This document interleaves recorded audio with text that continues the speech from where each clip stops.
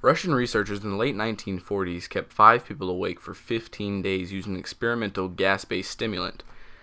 They were kept in a sealed environment to carefully monitor their oxygen intake so the gas didn't kill them, since it was toxic in high concentrations.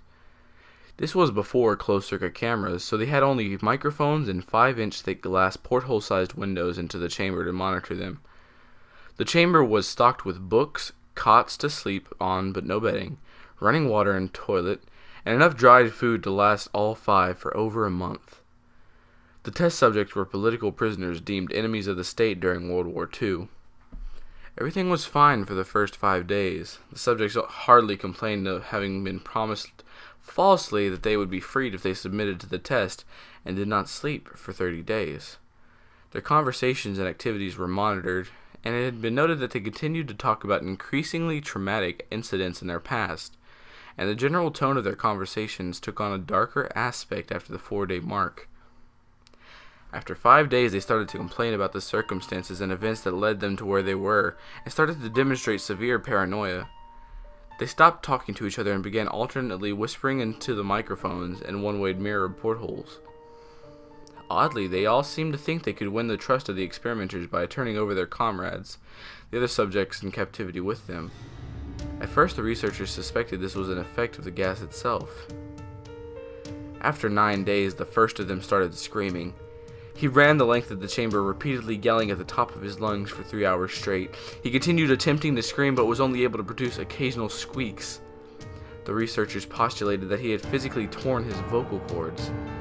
The most surprising thing about this behavior is how the other captives reacted to it. Or rather, didn't react to it. They continued whispering to the microphones until the second of the captives started to scream. The 2 non-screaming captives took the books apart, smeared page after page with their own feces, and pasted them calmly over the glass portholes. The screaming promptly stopped. So did the whispering to the microphones. After 3 more days passed, the researchers checked the microphones hourly to make sure they were working, since they thought it impossible that no sound could be coming with 5 people inside. The oxygen consumption in the chamber indicated that all 5 must still be alive. In fact, it was the amount of oxygen 5 people would consume at a very heavy level of strenuous exercise. On the morning of the 14th day, the researchers did something they said they would not do to get a reaction from the captives. They used the intercom inside the chamber, hoping to provoke any response from the captives they were afraid were either dead or vegetables. They announced, "We are opening the chamber to test the microphones. Step away from the door and lie flat on the floor, or you will be shot. Compliance will earn one of you your immediate freedom." To their surprise, they heard a single phrase in a calm voice respond, "We no longer want to be freed." Debate broke out among the researchers and the military forces funding the research. Unable to provoke any more response using the intercom, it was finally decided to open the chamber at midnight on the 15th day. The chamber was flushed with the stimulant gas and filled with fresh air, and immediately voices from the microphones began to object. 3 different voices began begging, as if pleading for the life of loved ones, to turn the gas back on. The chamber was opened and soldiers sent in to retrieve the test subject. They began to scream louder than ever, and so did the soldiers when they saw what was inside. 4 of the 5 subjects were still alive, although no one could rightly call the state of any of them in life. The food rations past day 5 had not been so much as touched. There were chunks of meat from the dead test subject's thighs and chest stuffed into the drain in the center of the chamber, blocking the drain and allowing 4 inches of water to accumulate on the floor. Precisely how much of the water was on the floor was actually blood was never determined. All 4 surviving test subjects also had large portions of muscle and skin torn away from their bodies. The destruction of flesh and exposed bone on their fingertips indicated that the wounds were inflicted by hand, not with teeth as the researchers initially thought. Closer examination of the position and angles of the wounds indicated that most, if not all, of them were self-inflicted.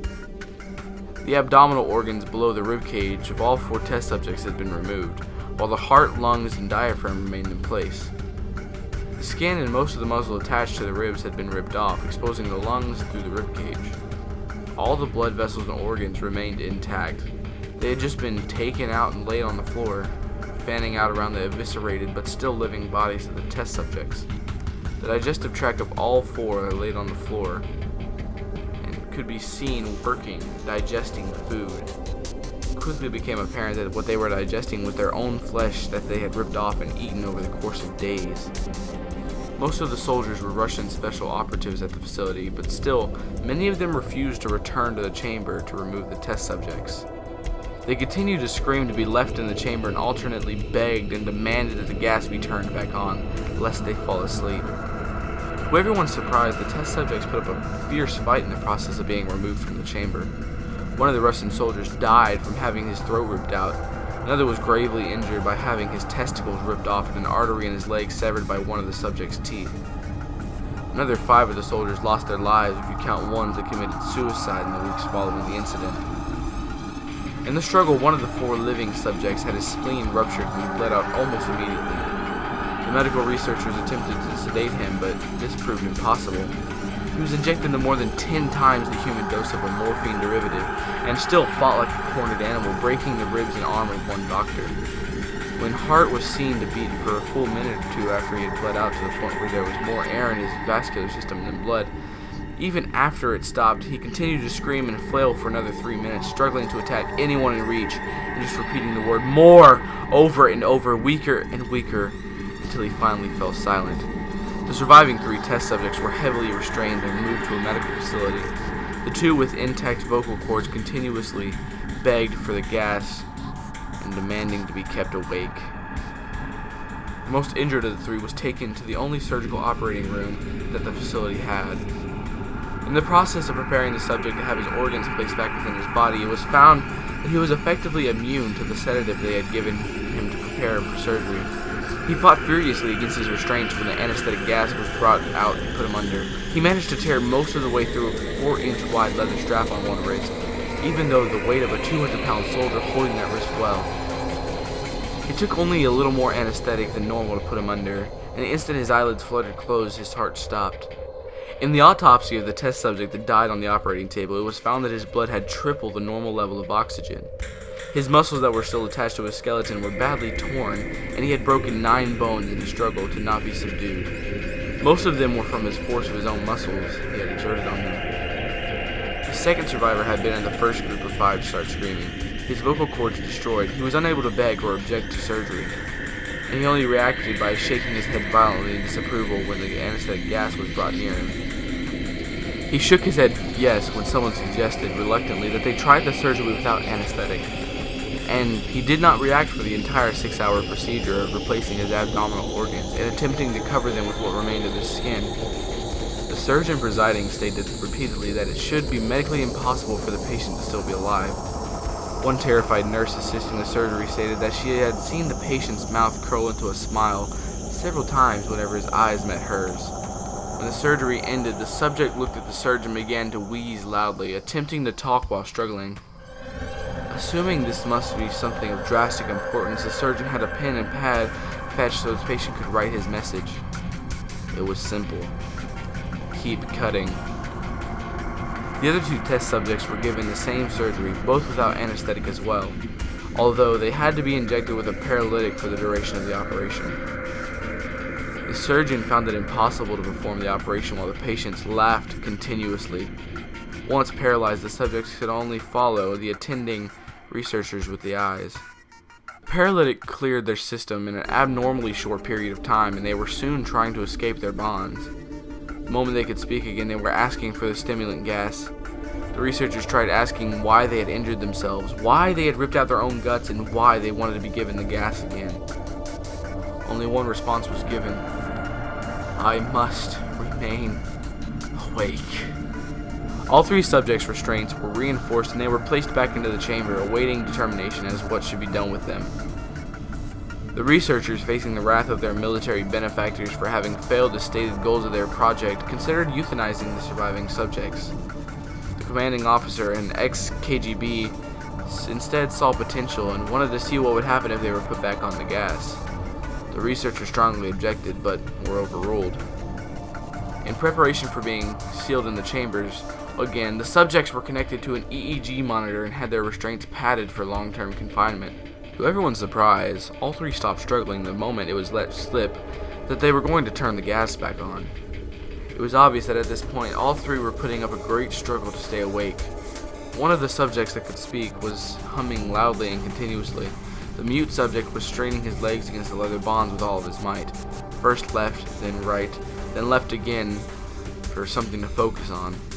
The remaining subject was holding his head off his pillow and blinking rapidly. Having been the first one to be wired for EEG, most of the researchers were monitoring his brainwaves in surprise. They were normal most of the time, but sometimes flatlined inexplicably. It looked as if he were repeatedly suffering brain death before returning to normal. As they focused on the paper scrolling out, the brainwave monitor, only one nurse saw his eyelids slip shut at the same moment his head hit the pillow. His brainwaves immediately changed to that of deep sleep, then flatlined for the last time as his heart simultaneously stopped. The only remaining subject that could speak started screaming to be sealed in now. His brainwave showed that the same flatlines as one who had just died from falling asleep. The commander gave the order to seal the chamber with both subjects inside as well as 3 researchers.